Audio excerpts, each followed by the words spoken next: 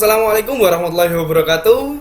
Di video kali ini saya akan menjelaskan tentang salah satu jalur yang sudah buka. Dan ini juga jalur yang dinanti-nanti oleh semua siswa, apalagi yang di wilayah Surabaya tentunya, yaitu di jalur PMDP oleh Poltekkes Kemenkes Surabaya di tahun 2023 ini.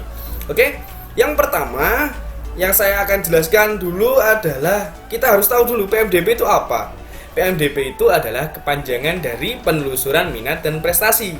Nah, jalur ini jalur di mana seleksi bagi siswa-siswi yang berprestasi dari suatu sekolah yang ingin melanjutkan pendidikannya di Poltekkes Surabaya.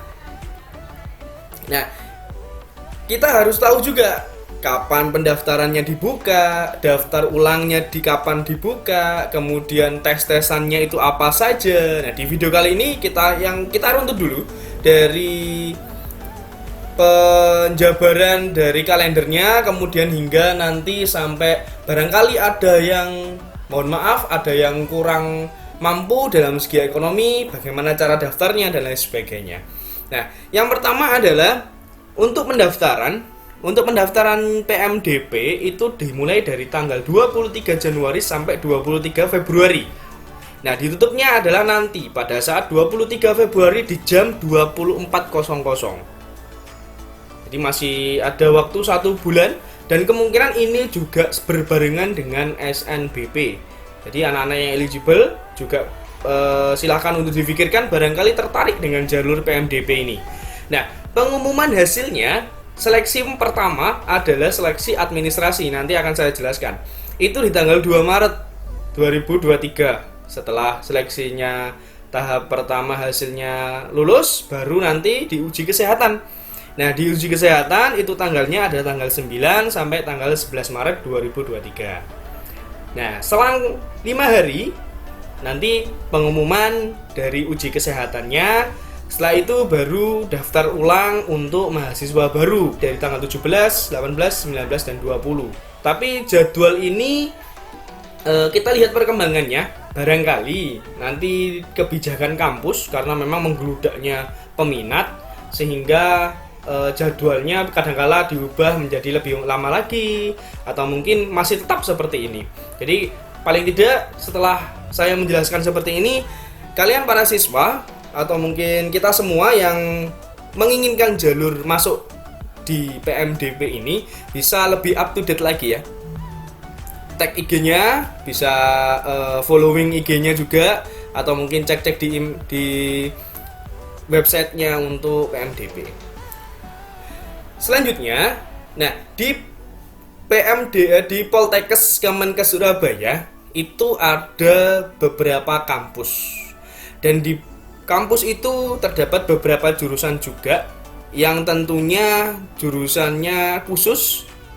Dan kalau misal kalian melihat atau mungkin tulisannya kan Poltekkes Kemenkes Surabaya, berarti kampusnya ada di Surabaya. Oh, itu salah besar. Nah, kampusnya itu tersebar, ada yang di Tuban, ada yang di Bojonegoro, ada yang di Magetan, di Bangkalan pun ada. Nah, kalau jurusan perawatan itu kalau di Poltekkes Kemenkes itu ada di kampus di kampus Sutopo, kampus Sutomo, kampus Sidoarjo, dan kampus Tuban. Nah, kalau bidan itu juga ada di Sutopo, di Bangkalan juga ada, Magetan sama Bojonegoro. Jadi kalau kalian memang pengennya atau mungkin punya keluarga di Bojonegoro ya silahkan bisa dipilih itu dan di kebidanan. Kemudian yang kedua adalah dua kampus jurusannya adalah jurusan kesehatan lingkungan, itu ada di kampus Surabaya sama kampus Magetan. Kemudian ada satu kampus itu untuk jurusan teknologi elektromedik, itu ada di kampus Surabaya. Jadi kalau di Poltekkes ini ada 7 jurusan. Namun 7 jurusan ini tersebar di beberapa kampus miliknya Poltekkes Kemenkes. Nah, untuk yang kesehatan gigi, barangkali ada yang menginginkan masuk jurusan ini, itu ada di Surabaya. Kemudian untuk teknik laboratorium medis atau analis itu juga ada di Surabaya, dan untuk untuk jurusan yang gizi itu juga ada di Surabaya. Namun perlu diteliti lagi, dianalisis lagi, ternyata di Surabaya pun itu juga tersebar. Nah, ini sebarannya. Kalau di kampus Sutopo itu di Surabaya, Profesor Dr. Sutopo itu ada nama jalannya. Kemudian di kampus Sutopo itu juga ada Surabaya, di Sidoarjo juga ada, di Tuban, Bangkalan, Magetan, Bojonegoro, di Surabaya di Jalan Menur. Kemudian di Magetan itu ada 2 ternyata. Kemudian kalau di Surabaya ada di Pucang Jajar Timur sama Jajar Selatan, kemudian di Karangmenjangan. Jadi ada beberapa jurusan, juga ada beberapa yang tersebar di sana tentunya. Saya lanjutkan adalah ketentuan umum. Nah, ini perlu diperhatikan sekali bahwa seleksi jalur PMDP adalah mekanisme seleksi masuk perguruan tinggi pada Politeknik Kesehatan Kemenkes Surabaya. Tahapnya ada 2. Jadi meskipun ini tulisannya adalah prestasi dan minat, tetap di sini ada yang namanya uji kesehatan. Namanya saja Poltekkes ya. Nah, tahap pertama adalah seleksi administrasi dan prestasi. Nah, seleksi administrasi dan prestasi itu seperti apa? Seleksi akademik dan prestasi. Kalau seleksi akademik itu dilihat dari nilai rapot kalian, dan prestasi itu juga dilihat dari prestasi kalian ketika ada di SMA, bukan di SMP loh ya. Yang kedua, ketika sudah lulus tahap 1, akan dilanjutkan di tahap kedua, yaitu uji kesehatan. Nah, tentunya di Poltekkes Kemenkes ini biasanya itu ada yang namanya cadangan, ada yang diterima namanya diterima utama. Jadi cadangan dan utama. Nah, bisa jadi yang cadangan ini naik nanti menjadi utama. Nah, di tahap 1 ini tentunya juga ada biaya, meskipun ini jalur prestasi, berbeda dengan SNBP yang dari pemerintah, itu kan ada subsidinya sendiri. Tapi kalau yang Poltekkes Kemenkes Surabaya, ini ada biayanya 50.000 untuk PMDP. Nah, kemudian untuk tahap keduanya nanti akan diinformasikan pada saat pengumuman di uji kesehatannya. Jadi tunggu saja. Nah, persyaratan pendaftaran untuk calon peserta, yang pertama adalah kalian harus WNI. Kemudian pada saat mendaftar, peserta itu siswa kelas 12 jalur jurusan IPA dan IPS yang lulus atau yang akan lulus pada saat tahun 2023 ini, yaitu kalian kelas 12. Jadi tahun kemarin apakah bisa? Bisa, tapi jalurnya bukan PMDP, tapi jalurnya setelah ini, yaitu jalur tulis. Nah, yang ketiga adalah syaratnya khusus jurusan teknologi laboratorium medis itu hanya untuk siswa IPA. Nah, yang keempat, berbadan sehat tentunya, tidak buta warna, tidak tuna fisik dan mental. Nah, apalagi itu tidak buta warna, harus normal, kemudian tidak parsial, ya seperti itulah. Nah, kemudian ada juga tingginya. Nah, khusus untuk yang seleksi bidan, ini yang perempuan, di bawah itu ada tandanya. Nah, kalau laki-laki minimalnya 155, kalau perempuan itu minimalnya 150. Kalau bidan perempuannya minimal itu 150. Kesehatan lingkungan, teknik elektromedik, kemudian kesehatan gigi, teknologi laboratorium dan gizi itu minimalnya adalah 145 di laki-laki dan perempuan. Jadi kalian sekarang silahkan untuk diukur tingginya. Jika menginginkan masuk di Poltekkes melalui jalur PMDP, kalian juga harus melihat tinggi kalian minimalnya berapa, di angka berapa. Oke. Nah, persyaratan akademiknya, karena kan tadi di tahap 1 ada seleksi akademik dan seleksi prestasi ya.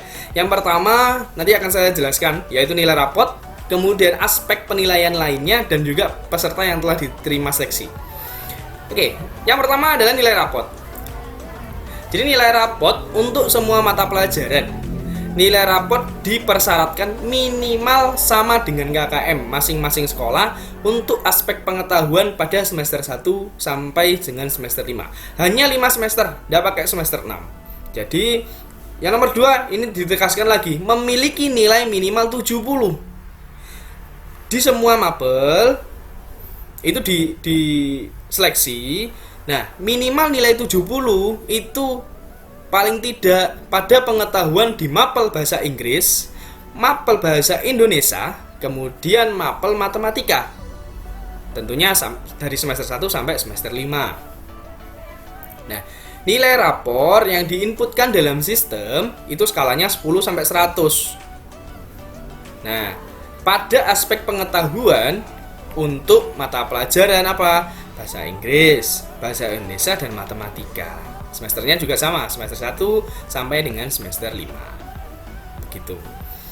Nah, kenapa di sini skalanya 10 sampai 100? Kadang itu ada yang sistemnya masih sistem kayak perguruan tinggi gitu. Ada yang sistem SKS modelnya sampai 4. Nah, itu kalau misal 4 nanti harus di-convert dulu skalanya 10 sampai 100. Dan nilai yang dibutuhkan adalah nilai pengetahuan. Nah, aspek yang kedua adalah aspek penting lainnya. Yang pertama, akreditasi sekolah harus minimal B. Nah, setelah ini kalian harus tanya kepada sekolah kalian, akreditasinya apa? Kalau akreditasinya C, ya itu juga akan mengurangi penilaian untuk masuk PMDP jalur ini. Tapi kalau misalnya sudah akreditasinya B dan A, ya silakan masuk saja. Semoga ini jalur yang terbaik. Nah, yang kedua adalah prestasi non akademik. Nah, kalau non akademik itu contohnya itu kejuaraan lomba. Ada yang olahraga, karya ilmiah, dan lain sebagainya.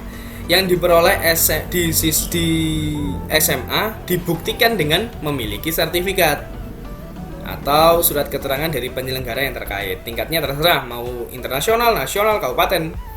Nah, selain itu juga di PMDP Poltekkes ini membuka kesempatan bagi hafiz Al-Quran minimal 3 juz. Dibuktikan dengan surat keterangan dari instansi dan juga uji wawancara. Lumayan loh ini. Minimalnya hanya 3 juz. Biasanya di jalur yang lain itu ada yang 5 juz, 10 juz. Nah, kalau di Poltekkes ini yang jalur PMDP hanya 3 juz. Oke, menarik. Nah, kemudian ini adalah peserta yang telah diterima seleksi jalur PMDP tapi dinyatakan tidak lulus dari satuan pendidikannya, dinyatakan gugur. Artinya kalau misal dia, siswa Fulan, dia tidak lulus di SMA, berarti ketika sudah diterima di PMDP, dia sudah dinyatakan juga tidak lulus atau dinyatakan gagal. Begitu. Nah, bagaimana pemilihannya? Prosesnya seperti apa? Nah, pemilihan jenjang pendidikan untuk program studinya bagaimana untuk yang PMDP ini? Yang pertama adalah pemilihan jenjang peserta hanya dapat memilih salah satu jenjang pendidikan, 1 diploma atau 1 D4. Satu D3 atau 1 D4. Tidak boleh dua-duanya D3 dan tidak boleh dua-duanya D4. Kemungkinan bolehnya adalah, nah ini diisi pilihan program studi yang ditentukan. Nah, ini boleh seperti ini. Yang pertama adalah pilihan pertama, pilihlah salah satu dari program studi yang sesuai dengan jalur pendaftarnya. Misal D3 kebidanan. Kemudian pilihan kedua D4 perawatan. Dan yang pilihan ketiga adalah hanya boleh memilih salah satu dari 5 program studi, yaitu D3 Kebidanan Bojonegoro, D3 Kebidanan Bangkalan, D3 Kebidanan Magetan, D3 Keperawatan Tuban, dan D3 Sanitasi Magetan. Nah, ini tiga ini semuanya wajib untuk diisi, tidak boleh tidak diisi. Jadi yang salah satu harus dari di luar kota. Jadi Bojonegoro, Bangkalan, Bidan, dan lain sebagainya. Nah, apabila pilihan tiga tidak sesuai dengan ketentuan, maka panitia itu berhak mengarahkan sesuai ketentuannya. Artinya, jika pilihan pertama itu kalian tidak diterima, maka masuk ke pilihan kedua. Kalau pilihan kedua tidak diterima, masuk ke pilihan ketiga. Pokoknya di sini adalah yang paling ditekankan hanya dapat memilih salah satu jenjang, D3 atau sarjana terdepan. Jadi kalau misal D3-nya 1, berarti D4-nya 2, seperti itu. Jadi tidak bisa untuk D3 semua, tidak bisa. Oke. Nah, yang perlu disiapkan, ini sangat penting.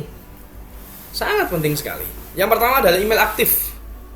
Kenapa kok email aktif? Karena pendaftaran awalnya untuk pembuatan akun itu pasti menggunakan email aktif. Jadi paling tidak email yang ada di HP. Namun email yang ada di HP itu harus kalian tahu sandinya. Nah kalau misal tidak tahu sandinya ya sama saja. Ketika nanti HP terreset, bagaimana? Ya, email aktif. Yang kedua adalah foto setengah badan dengan latar belakang adalah warna biru dan merah. Biru atau merah. Maksimalnya 2 MB. Jangan terlalu besar. Tapi saran saya sih di bawah 1 MB ya. Paling ke 500 atau 300 kilobit gitu. Jadi ketika ngupload ya tidak terlalu lama untuk prosesnya. Jadi kayak foto ijazah. Model foto ijazah warna merah atau biru. Kemudian yang ketiga, memasukkan nilai rapor dengan nilai yang diinputkan skalanya harus 10 sampai 100. Tadi sudah dijelaskan ya di awal. Kemudian yang keempat, nilai yang diinput adalah nilai mapel peminatan dari matematika, bahasa Indonesia, bahasa Inggris. Nah, nilainya apa? Nilai aspek pengetahuan saja. Tidak digabung dengan nilai keterampilan. Jadi kalian harus scan dulu semuanya. Scan semuanya dari semester 1 sampai semester 5. Rapotnya di scan, maksimalnya adalah 2 MB, tidak boleh lebih. Formatnya apa? Formatnya PDF, hanya pengetahuan saja. Jadi yang ada keterampilan silakan untuk disisihkan. Dan yang terakhir ini yang terpenting, input 1 prestasi juara lomba. Yang perlu digarisbawahi adalah 1 prestasi dan juara lomba. Ada pertanyaan, Pak, peserta bagaimana? Oh, tidak bisa, karena di sini sudah ditekankan juara lomba. Dan itu ambil yang tertinggi. Diraih di mana? Di wilayah mana? Wilayah SMA atau MA. Contohnya, Pasus juara 1 tingkat provinsi. Nah, silakan untuk dimasukkan. Ambil 1 prestasi yang paling besar. Nah, itu maksimalnya silakan di-scan, maksimalnya adalah 2 MB. Nah, bagi kalian yang memang dirasa untuk perekonomiannya kurang tapi menginginkan jalur ini, kalau di PMDP itu namanya adalah jalur GAKIN atau singkatan dari keluarga miskin, GAKIN. Kalau di SNBP itu namanya KIPK ya. Tapi kalau di Poltekkes namanya GAKIN. Syaratnya apa aja? Nah, yang perlu disiapkan adalah slip gaji atau surat keterangan penghasilan orang tua. Nah, slip gaji ini ketika kalau misal orang tuanya buruh pabrik, nah minta di HRD. Tapi kalau misal orang tuanya itu petani, sopir, minta di kelurahan. Jadi minta surat keterangan slip gaji yang menyatakan nominalnya berapa. Kemudian surat keterangan tidak mampu dari kelurahan setempat. Ini bisa digabung dengan KIP. Mintanya juga di kelurahan, minta surat keterangan tidak mampu. Kemudian fotokopi KK 1 lembar, fotokopi KTP orang tua juga 1 lembar, fotokopi rekening listrik dan air 3 bulan terakhir.